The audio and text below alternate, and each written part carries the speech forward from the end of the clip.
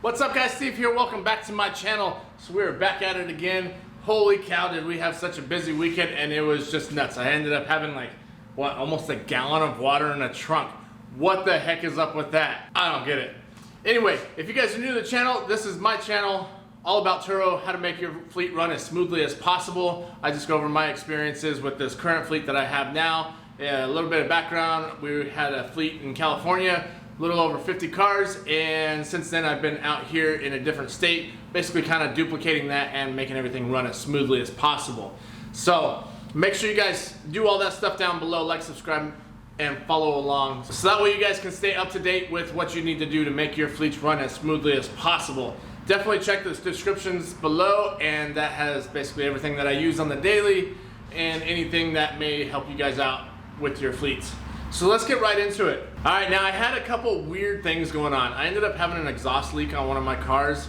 It was actually on the Mazda. So I don't know what it is with this car. It's an older car, but holy cow, I don't know if it's just a clientele, what it is. You ever get one of those cars? It just kind of, it's the black sheep. That's this one.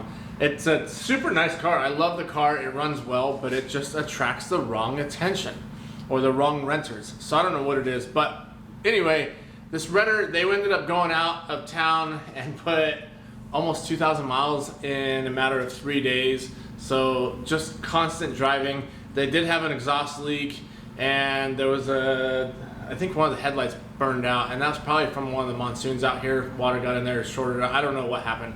But regardless, just kind of one of those, just a pain. So I ended up having to deal with that, got the exhaust fixed, and I'm gonna try and spice this car up a little bit. I'll probably redo the tint on the windows just to make it look a little more better. More better. As well as making sure that the headlights and everything are back up to par. But this is that same one that went on that month-and-a-half long rental, had an issue with that, came back, had another renter in there, and they were late, just non-responsive, and ashes all over in the car, and it's just like, gosh, just one thing after another, right? So when it came back from this last trip, it was a simple, honest mistake. I think an ice chest fell over in the trunk, and honestly, I'll show you right over here. There was, I was just wringing out towels of water, and also just the drain plugs in the trunk, making sure that, you know, all the water got out. But it's just kind of a weird thing. But at the same time, get whatever rentals I can right now, right? If you guys haven't been paying attention, I reiterate, always make sure you guys are building fleets within your means. Don't over leverage yourself. Me personally, I don't think that you should be doing anything above and beyond on your own personal credit, because if all this goes south, if we end up having another lockdown or anything that comes up to where your cars just aren't moving, I would hate to see that affect you, and now you can't buy a house later on, or you can't do your own personal car later on, and now you're stuck with all these cars and you can't afford them. So make sure you guys are not over leveraging yourself whatsoever. Get a business set up and have the cars in that business as much as possible. Now 2 or 3 cars, if you're just starting, it's fine, but make sure you're buying it right. Make sure you're buying them under market value, which I know is extremely difficult right now, but buy them under market value and just get these things right to where the payments are low enough where you are actually making money. So along with making money, know your bottom dollar. What is the absolute cheapest you can rent out this car to where you're not losing money on it? I did kind of go over into some of my stuff that I had going on in a previous video, all your expenses, make sure you know what you have. There's a lot of things that I didn't do, which was, that I didn't put in the video, which were taxes, depreciation, and a couple other things, and basically payroll if you're paying yourself or if you're paying employees. But make sure you guys have this all down. You know exactly where this is at. This goes to expense tracking. Know that you are depreciating these cars, and some of these profit margins are gonna be super slim.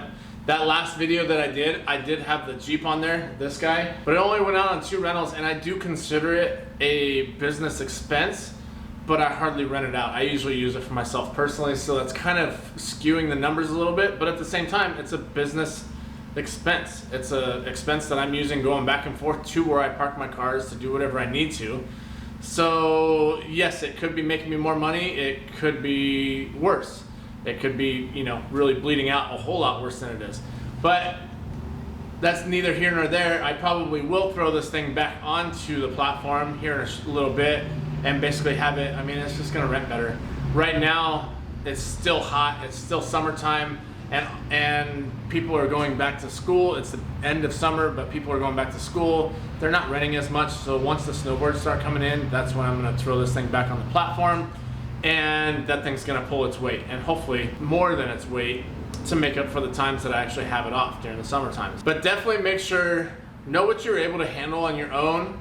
Like the Mazda, I know the exhaust, there was an exhaust leak, and there's a section of the pipe that was rusted out. This thing did come from back east, so it sucks. And me personally, I don't have the lift, I don't have the time or the energy to crawl under there and weld it up myself, so I took it to the shop, 75 bucks, boom, 15 minutes, it was done. So I got that done, but I did bring it home. I will change out the headlights, and I'll probably do the whole thing, the whole headlight assembly, just because they're getting a little old. They're, you know, just not looking the most pretty. So I'll make sure those are set up, inner fender wells, all the clips, everything that's missing off of that, because for whatever reason, this renter took all of that off and said, hey, the clips are missing / broken. And that was, like I said, it was a whole different experience period, because he ended up saying, oh, the headlights aren't working that great. So he pulled some fuses. Well, he ended up pulling the ECM fuse.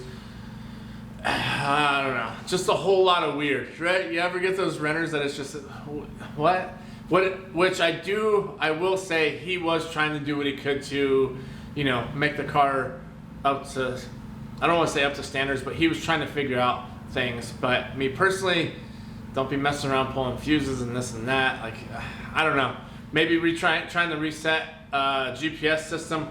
I don't know what there was, honestly, what the intention was or the idea was behind it, but it's one of those things that's just kind of weird. So like I said, with it being a slow time, this is definitely the time to take care of those little issues or big issues, whatever you may have.